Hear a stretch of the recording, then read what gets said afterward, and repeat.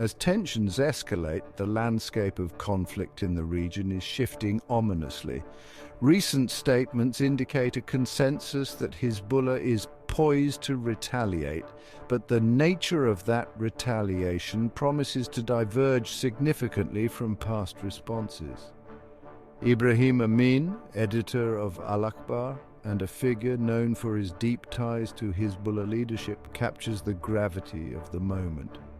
In just 1 minute, the enemy managed to inflict its most severe blows on the Islamic resistance. Through yesterday's operation, they demonstrated a blatant disregard for established rules of engagement. Have we then crossed the threshold into a war without limits, ceilings, or borders? Amin starkly notes that after this escalation, there will be no distinction between a fighter on the front lines and an individual engaged in civilian life far from the battlefield. For over a year, both Israel and Hezbollah managed to sidestep major escalation, adhering to unwritten rules that governed their engagements, rules that prioritized the protection of civilian lives. However, those conventions appear to have been shattered. In his first address following the devastating simultaneous explosions, Hezbollah leader Sayed Nasrallah acknowledged the severe and cruel blow his group had suffered. He accused Israel of breaching all conventions and laws, vowing that it would face just retribution and a bitter reckoning. Yet he refrained from detailing the form or timing of Hezbollah's potential retaliation, leaving many in suspense. Nasrallah issued a defiant challenge to Israel, asserting, "The enemy's stated goal is to return settlers to the north. We accept this challenge. You will not return to the north. In fact, we will displace even more Israelis from their homes. We welcome Israel into Lebanon. We are ready for their tanks day and night." This statement is not just bravado, it underscores Hezbollah's military configuration, which has always been geared toward all-out war with Israel, rather than a limited, calibrated conflict that rarely played to their strengths. The reality of a new phase in this long-standing conflict is undeniable. Following Nasrallah's speech, Israel launched one of its most intense strikes yet, further illustrating the gravity of the situation. U.S. Secretary of Defense Lloyd Austin reportedly expressed his fears to congressional leaders that an imminent Israeli offensive into Lebanon is on the horizon. Nasrallah's forecast of an impending war resonates with some senior Israeli military commanders, though not universally. A faction within Israel's military leadership fears that a conflict with Hezbollah could spiral into a regional war, potentially leading to Israel's very collapse. In a chilling assessment of the current situation, retired Brigadier General Amir Avivi, leader of the Israel Defense and Security Forum, expresses a stark reality. You don't do something like that, hit thousands of people and think war is not coming. His words resonate deeply within a society increasingly primed for conflict. Avivi explains that the hesitancy displayed over the past 11 months stemmed from a reluctance to engage in war. However, the climate has shifted dramatically. What's happening now? Israel is ready for war. This readiness is fueled by growing societal pressure to not only engage but to secure a decisive victory. Unless Hezbollah tomorrow morning says, "Okay, we got the message, we're pulling out of South Lebanon," war is imminent, Avivi warns. Recent polling from the Israel Democracy Institute underscores this urgency. 67% of Jewish respondents advocate for an intensified response to Hezbollah, with 46% supporting a deep offensive against Lebanese infrastructure and 21% favoring targeted strikes solely on Hezbollah's capabilities. Avivi's remarks reflect a troubling reality. Diplomatic efforts, particularly those led by U.S. envoy Amos Hochstein, have faltered, leaving no path toward a Hezbollah withdrawal from southern Lebanon. Concurrently, US officials have acknowledged that a ceasefire in Gaza is now out of reach under President Biden's administration. The military actions taken by Israel in southern Lebanon, which have led to the displacement of approximately 80% of the local population, have yielded little more than humanitarian catastrophe. Residents in Israel's north remain displaced, adding to the sense of urgency and frustration. With these factors in play, it appears Israel is set on a course toward wider conflict. A glimpse of this potential escalation came on September 17th, when the Houthis launched a missile targeting an area near Ben Gurion Airport. The missile traveled an astounding 1,300 miles in less than 12 minutes, achieving hypersonic speeds close to Mach 9, rendering it virtually untouchable by conventional air defenses. As tensions rise, the prospect of more hypersonic missiles, impervious to interception, looms ominously.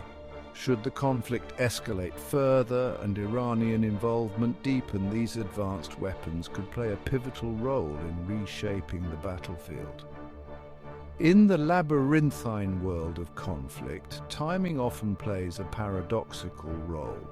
The recent explosions linked to Israel's pager operation were seemingly fortuitous, not orchestrated to catalyze a new phase in the ongoing Lebanese conflict. High-level regional intelligence sources divulged to Al Monitor that the operation was not part of a carefully crafted strategy, but rather a reaction to an intelligence oversight. Originally, the Israeli military intended to detonate these devices only in the event of a full-scale war with Hezbollah, aimed at securing a strategic advantage.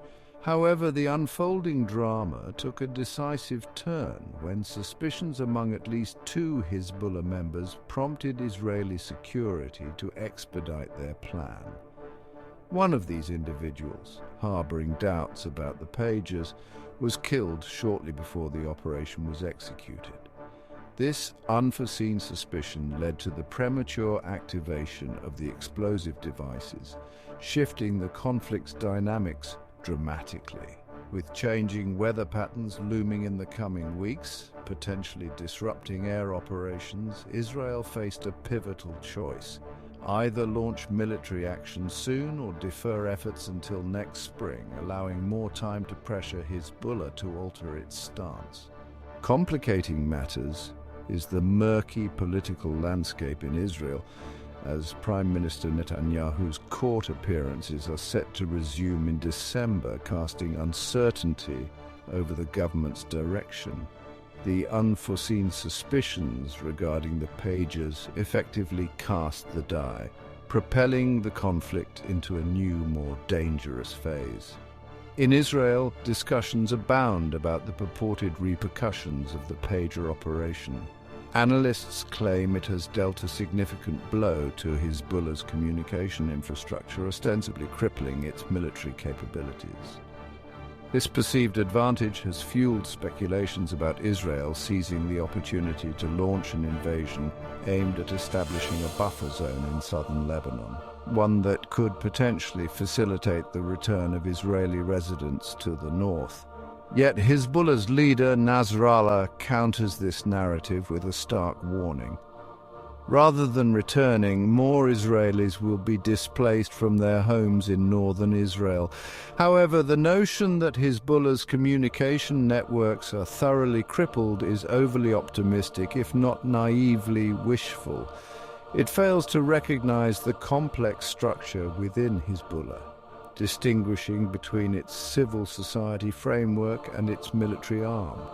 While some channels may be disrupted, the resilience and adaptability of Hezbollah's military capabilities should not be underestimated. Hezbollah stands as a multifaceted entity, blending civil governance with formidable military capabilities. As the authority over significant areas of Beirut and much of Lebanon, it carries the weighty responsibility of maintaining civil order and security within its controlled regions. This duality necessitates a nuanced approach to its operations, as evidenced by the use of pagers and radios primarily by its civil security forces, essentially a civil police force, alongside its logistics and support branches.